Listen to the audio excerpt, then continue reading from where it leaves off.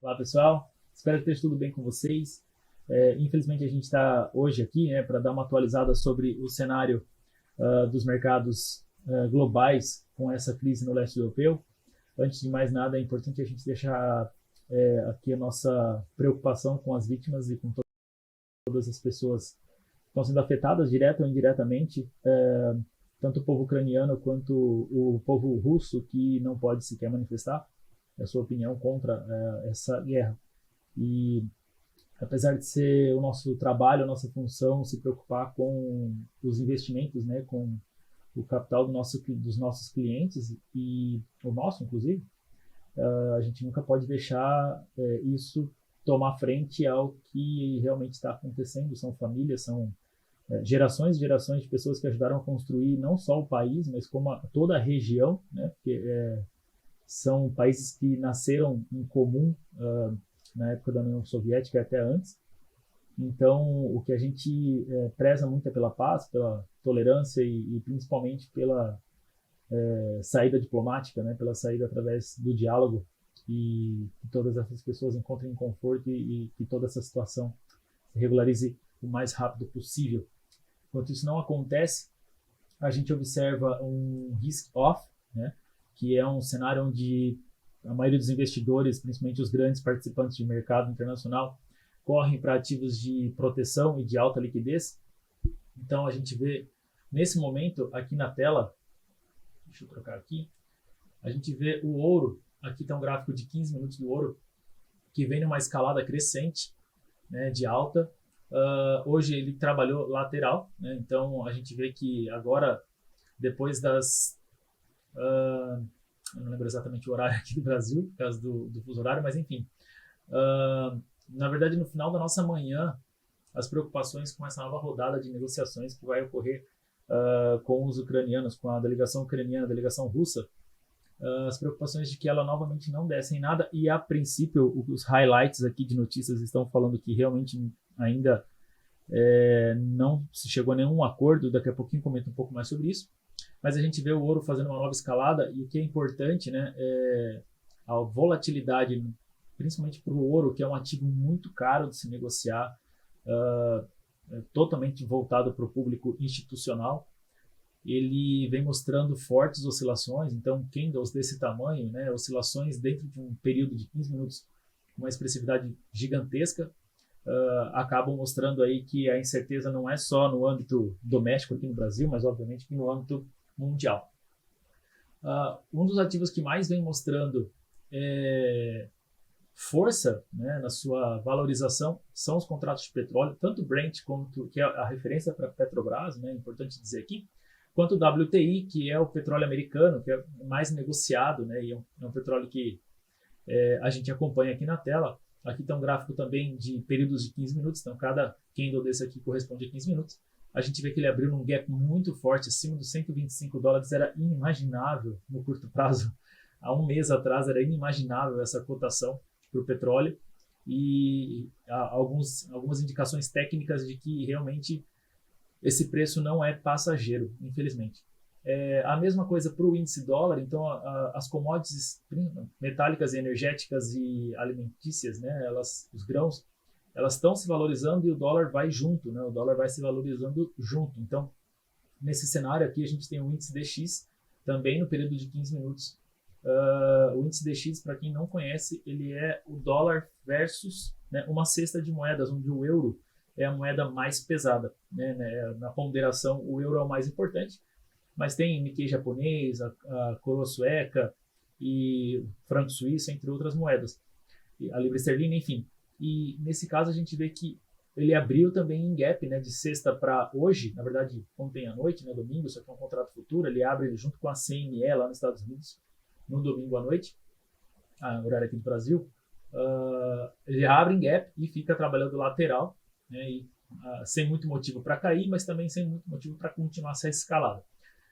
No cenário de equities, no cenário de bolsa, a gente vê o contrato futuro do S&P 500 que vinha se segurando, né, nesses últimos dias, desde que a guerra se iniciou. Ele teve alguns dias de risk-off, como a gente está vendo hoje, mas hoje realmente assim abriu o dia negativo, durante a madrugada ficou negativo, esboçou uma recuperação, provavelmente aqui era uma expectativa em cima dessa reunião entre as delegações, que acho que aqui a gente tem a comprovação de que realmente foram frustradas essas tratativas e o mercado cedeu tudo de novo. É importante a gente falar também que os juros, a gente tem lá no site, mas deixa eu colocar aqui a nossa curva de juros aqui no Brasil. Deixa eu apresentar aqui o gráfico para vocês, tirar a grade, que não importa tanto. Então, essa linha verde aqui é o fechamento de sexta-feira, certo? Essa linha vermelha é o fechamento de hoje. Quando a gente tem esse afastamento entre as duas curvas, né, quando os negócios hoje, os vencimentos dos contratos futuros de juros, que vão desde o vencimento no próximo mês, né, dia 31 de março, até 2034, né, a gente tem aí 12 anos de juros negociáveis aqui na tela.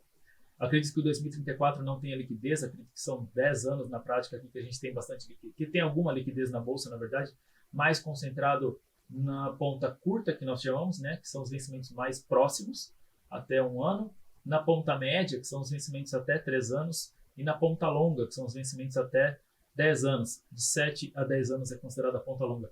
É aqui onde a gente tem um sentimento maior de risco. Então, quando a gente olha só para essa linha, ou seja, como estão sendo negociados os contratos futuros hoje, a gente não tem uma referência, mas quando a gente olha como fechou na sexta-feira, a gente está falando aí de uma diferença de 20 base points, quase 35 base points, o que é muita coisa, né? O que é bastante para um pregão. Quando a gente compara para uma semana, né, quando a gente vê aí como a gente estava na semana passada, na segunda-feira passada, essa linha azul, e como que a gente está hoje, isso fica bem mais expressivo. Ainda na semana passada, principalmente os juros mais longos, eles ainda tinham uma trajetória um pouquinho mais, que a gente chama, né, de dovish, ou seja, eles já tinham subido e a expectativa é que a inflação iria ser controlada e que, consequentemente, esses juros mais distantes, eles acabariam tendo que refletir uma redução da taxa de juros pelo Banco Central para fomentar a economia, uma vez que juros altos não é favorável para nenhuma empresa, né? Isso danifica bastante o caixa das empresas no longo prazo. E quando a gente compara, então, com um mês atrás, aí a gente fica um pouco assustado. Subiram 100 base points, ou seja, subiu 1% em um mês. É muita coisa para um juros tão distante assim.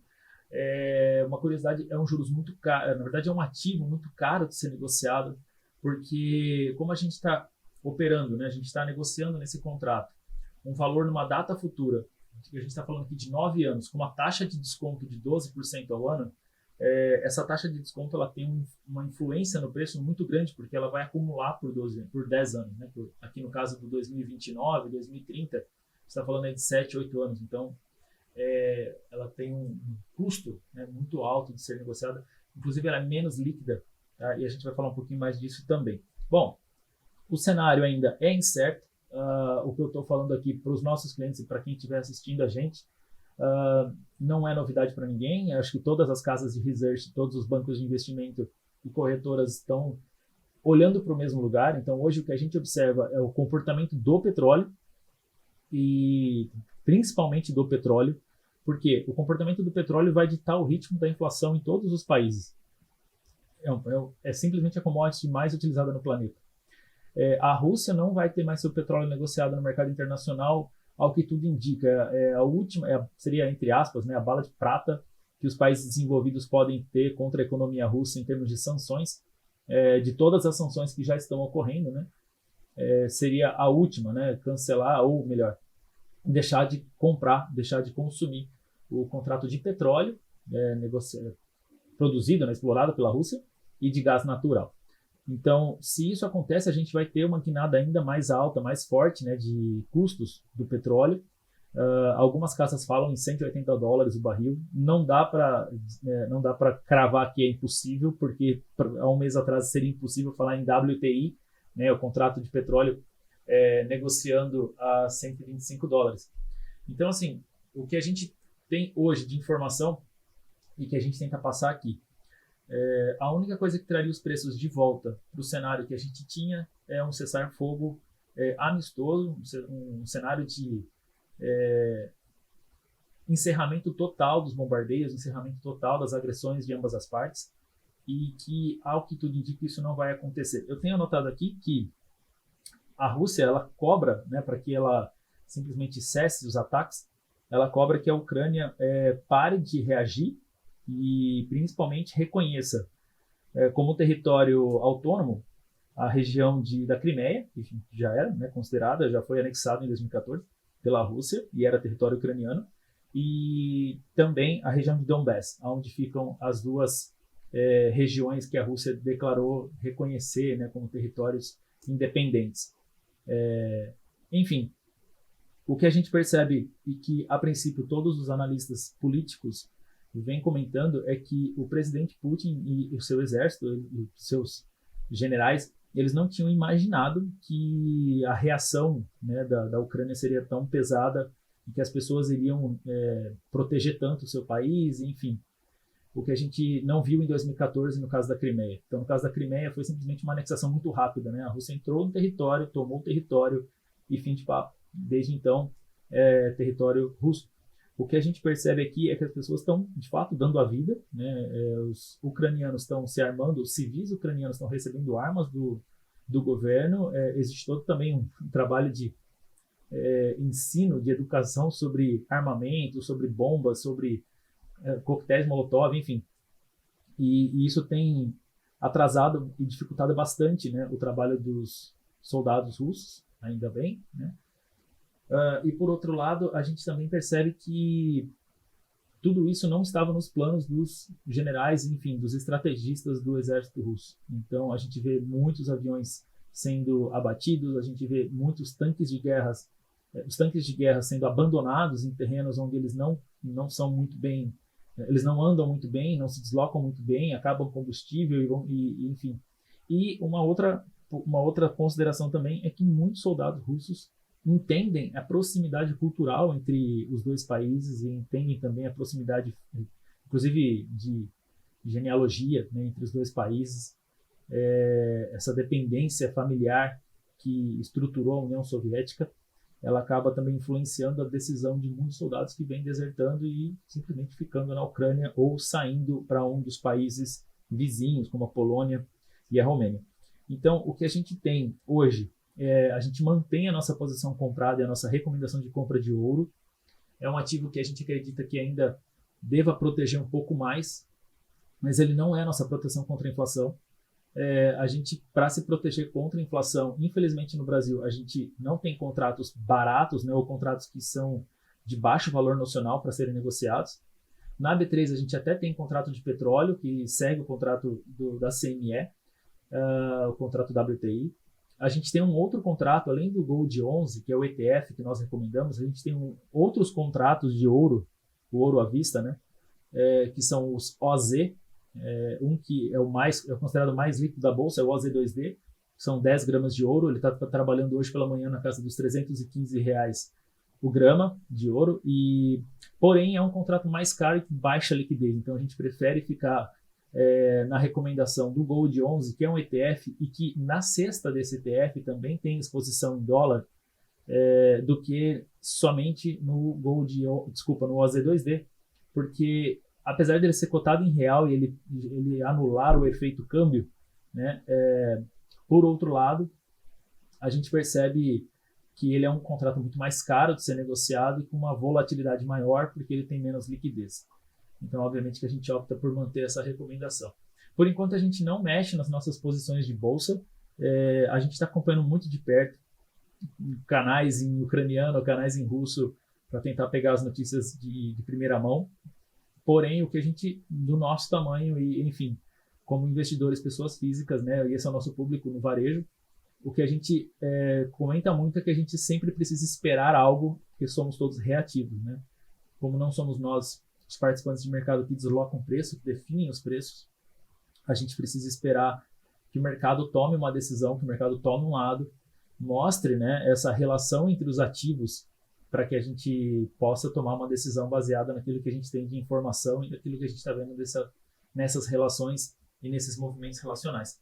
Então, é isso. Por enquanto, a gente fica por aqui. Contem com a gente nos canais exclusivos, nos canais dedicados, no Telegram e no WhatsApp.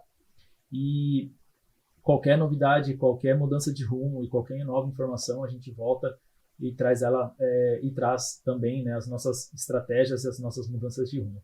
Pessoal, muito obrigado pela atenção de vocês, um forte abraço, tchau, tchau.